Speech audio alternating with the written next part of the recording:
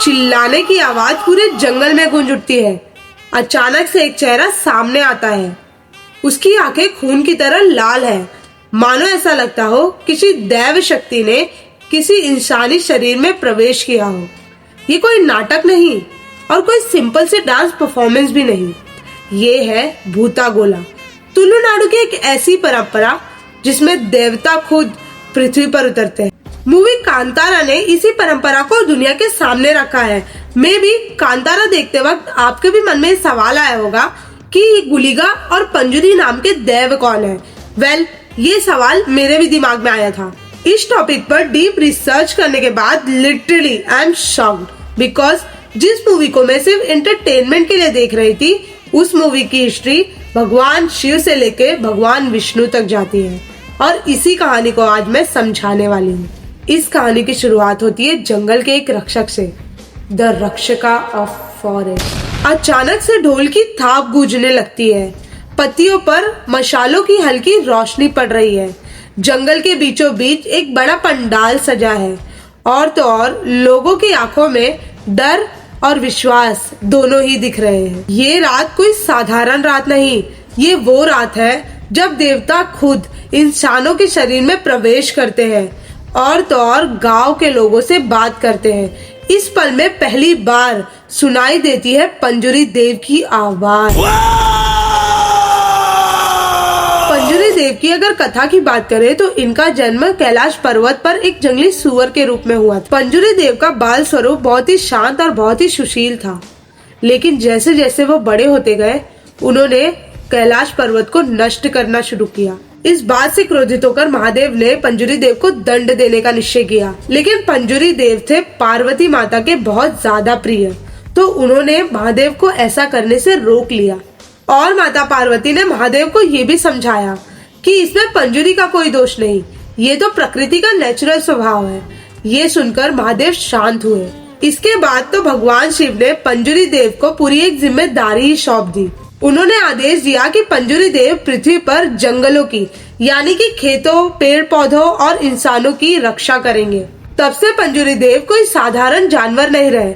महादेव के इस आदेश के बाद उन्हें बहुत ज्यादा शक्तियां प्राप्त हुई और वो धरती पर देव के रूप में पूजे गए। इसके अलावा भारत के तुलुनाडु क्षेत्र में पंजुरी देव को वराह अवतार का प्रतीक भी माना जाता है। ये वही स्वरूप है जो भगवान विष्णु ने पृथ्वी को बचाने के लिए धारण किया था। अभी तक की कहानी से जो हमने समझा है कि पंजुरी देव खेत, पेड़ पौधे और इंसानों की रक्षा करते हैं, इसलिए वहाँ के लोगों का मानना है कि किसी भी कारण से खेत या फिर पेड़ पौधे नष्ट होते हैं तो पंजुरी देव की पूजा करने से वो सब बचाए जा सकते हैं। और यही कारण है कि पंजुरी देव को धान, नारियल और फलों का प्रसाद चढ़ाया जाता है। ये तो हुई पंजुरी देव के उत्पत्ति की कहानी। अब हम आते हैं मेन टॉपिक पे कि कैसे किसी इंसान के अंदर खुद देवता आते हैं। ढोल की आवाज तेज होने लगती है। पूजा कर रहे पंडित को अचानक से पसीने आने लगते हैं और तो और उनकी आंखें खून की तरह लाल हो जाती है। उनके चेहरे पर पंजुरी देव का मुखौटा धारण है और उनकी चाल अचानक से चेंज हो जाती है। वो पंडित कोई साधारण इंसान नहीं, वो खुद पंजुरी देव बन चुका है।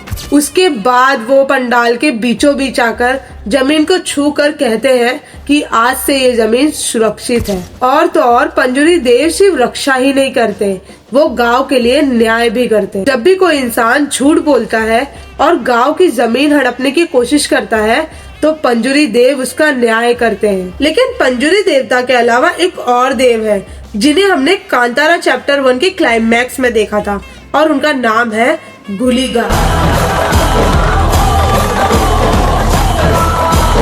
कहा जाता है कि पंजुरी देव तो फिर भी थोड़े नरम दिल है, पर गुलिगा ऐसे बिल्कुल नहीं। और यही बात है कि तुलुनाडु के लोग सबसे ज्यादा गुलिगा से डरते हैं। तो आखिर कौन है ये और क्या है गुलिगा देव की कहानी और क्यों भगवान विष्णु इस कहानी में है, चलो जानते हैं। तुलुनाडु की एक लोक कथा का मानना है कि जब माँ पार्वती महादेव शिव के लिए भस्म लेके आई तो उन्हें उसमें एक काला पत्थर मिला, तो भगवान शिव ने उस काले पत्थर को फेंक दिया और वो सीधा जाकर वैकुंठ लोक यानी कि भगवान विष्णु के लोक में गिरा। और तब उस पत्थर से एक दैव का जन्म हुआ जिसका नाम था गुलिगा। शुरुआत में उन्हें भगवान विष्णु के सेवा का दायित्व दिया गया, लेकिन गुलिगा देव जो थे वो स्वभाव से बहुत ही गुस्सैल थे और उनके काम भी अजीबोगरीब थे। इसलिए भगवान विष्णु ने उन्हें पृथ्वी लोक पर भेज दिया। कहा जाता है कि जैसे ही गुलिगा देव का पहला कदम पृथ्वी पर पड़ा तो पूरी पृथ्वी कांप उठी। पृथ्वी पर आने के बाद उन्होंने सारे तालाबों का पानी पी लिया, मछलियों को खा लिया और तो और सारे जानवरों के खून तक को पी लिया। गुलिगा देव के भूख को शांत करने के लिए भगवान विष्णु ने अपने हाथों की एक उंगली को दान किया और तब जाकर गुलिगा देव की भूख शांत हुई। जब भी तुलुनाडु में पंजुरी देव और गुलिगा देव की पूजा की जाती है तो पंजुरी देव को धन धान्य का भोग लगता है, लेकिन गुलिगा के लिए ऐसा बिल्कुल नहीं है। गुलिगा को हमेशा कच्चे मांस का ही भोग लगाया जाता है। वहाँ के लोगों के लिए सबसे भयानक दृश्य ये है कि जिस पुजारी के अंदर गुलिगा देव आए होते हैं वो कच्चा मांस खाता है। तो ये रही गुलिगा और पंजुरी देव की कहानी। If you love this video please like share and subscribe to my YouTube channel और कमेंट में ये जरूर बता देना कि नेक्स्ट वीडियो किस टॉपिक पे चाहिए और वीडियो कैसे लगी कमेंट में ये भी बता देना। Stay safe, bye.